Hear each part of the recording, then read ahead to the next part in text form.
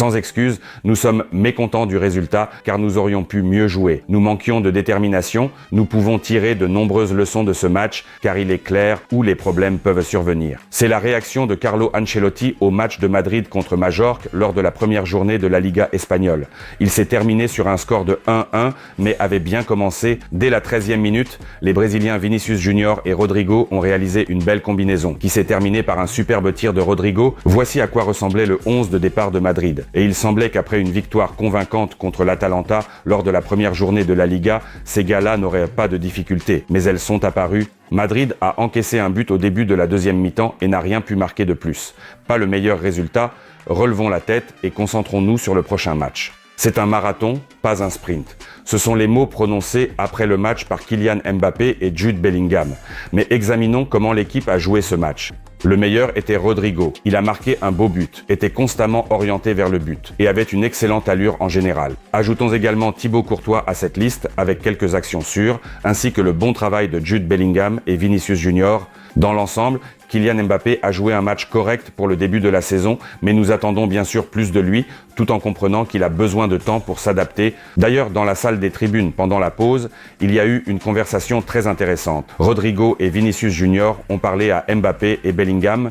Kylian, quand nous changeons de côté, ils nous rencontrent à 4 ou 5, et à ce moment-là, l'espace se trouve de l'autre côté. Bellingham, vous trois, quand vous êtes seuls, terminez l'attaque.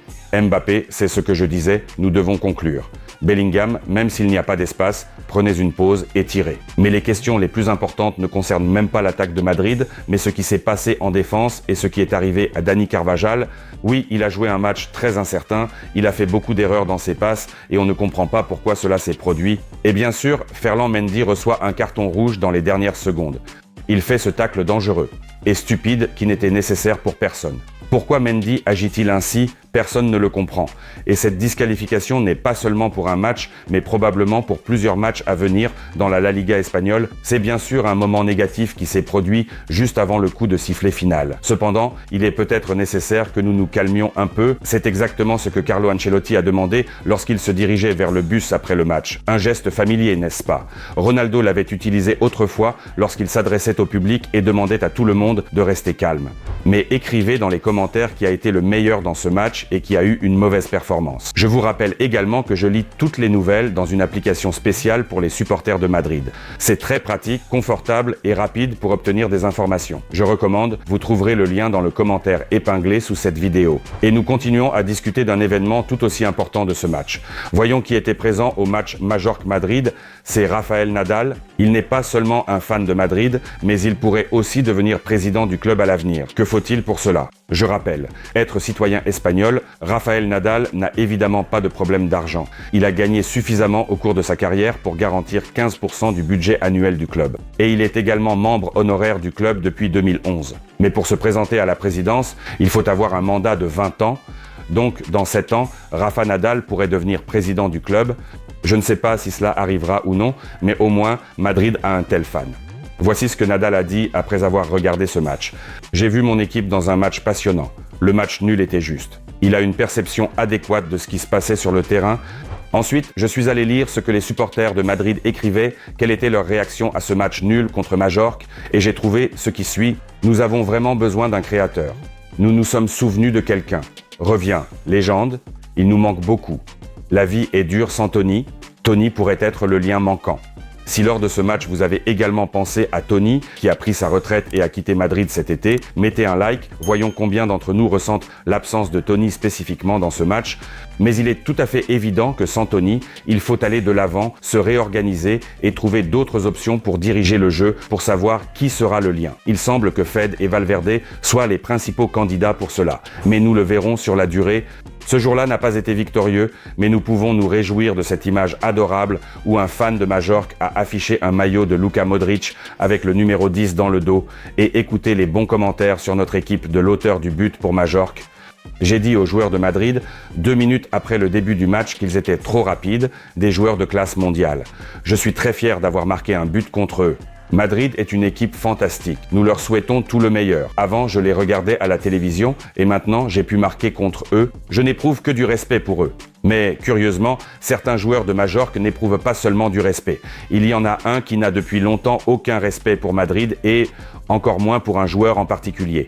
Cela concerne Vinicius Junior. Nous sommes dans les minutes additionnelles de la première mi-temps et c'est à ce moment-là que cet incident s'est produit, où Pablo Maffeo commettait constamment des fautes contre Vinicius Junior. Et ici, de manière flagrante et brutale, il a attaqué directement le mollet du Brésilien avec sa jambe tendue. Il n'a certainement pas joué le ballon. C'était un jeu intentionnel, brutal, dur. Et ici, il n'a reçu qu'un carton jaune, alors qu'il méritait peut-être même un carton rouge. Vinicius Junior n'a pas été blessé, il a continué ce match et Pablo Maffeo, notre bon vieux camarade, entre guillemets bien sûr, mais écoutons d'abord ce qu'il a dit. « Je me suis excusé auprès de Vinicius Junior pour la faute. C'était un carton jaune et je l'accepte. Ce n'était pas intentionnel ou violent. Je n'ai aucun problème avec Vinicius Junior. » Il n'y a vraiment aucun problème. Ou allons-nous nous rappeler un peu de janvier de cette année, ou peut-être encore de l'année dernière, quand ce même Pablo Maffeo chassait régulièrement Vinicius Junior? C'est visible. De plus, nous nous souvenons de cette grimace de Pablo Maffeo lorsqu'il montre que Vinicius Junior est un pleurnichard. Mais il fait cette grimace après quoi? Après un tacle aussi sauvage et dur qui s'est produit lors du match précédent. Cela dure depuis des années. Ce défenseur de Majorque, Pablo Maffeo, veut blesser Vinicius Junior. Je n'en doute pas. Et le fait qu'il soit ensuite si doux et câlin montre qu'ils ont de bonnes relations. Il respecte beaucoup Vinicius Junior, mais je pense que cela ne signifie rien. Il me semble que cette chasse doit être terminée. Et cet incident doit être examiné même après le coup de sifflet final. Même si ce n'est pas spécifiquement pour ce match, mais au cours des 2 dernières années, pendant 3 matchs consécutifs, Maffeo chasse Vinicius Junior. Ce n'est pas normal. Écrivez ce que vous en pensez dans les commentaires et abonnez-vous à la chaîne. Notre nouvelle saison démarre. Ici, nous soutenons Madrid. Nous devons être de plus en plus nombreux.